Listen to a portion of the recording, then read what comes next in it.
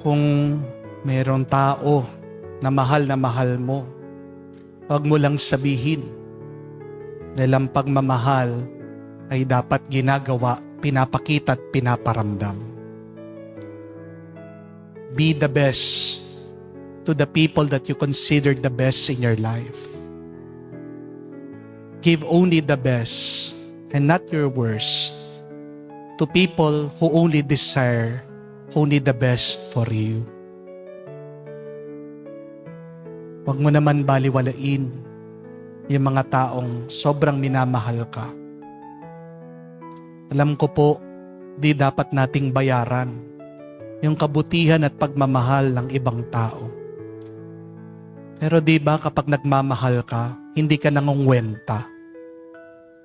Pag nagmamahal ka, gusto mo yung pinaka-the best, pinaka-maganda, pinaka-masarap, pinaka-mabuti matatanggap ng iyong minamahal.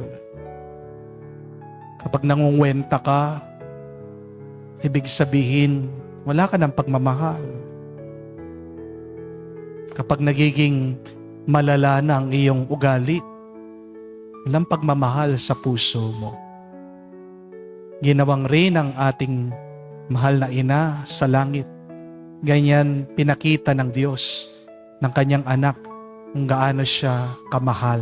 May gantimpala yung kanyang mga ginawa dito sa mundo.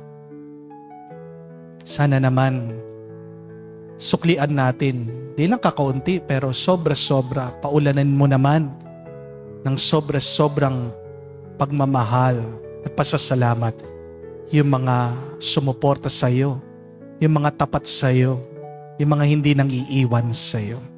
Kaya nga po ang assignment ko sa inyo, sino man yung number 1 sa buhay nyo, ngayong araw, sa mga susunod na araw, maging number 1 din sana sila sa buhay mo. Maging sobrang bait mo sa kanila, maging sobrang buti mo sa kanila.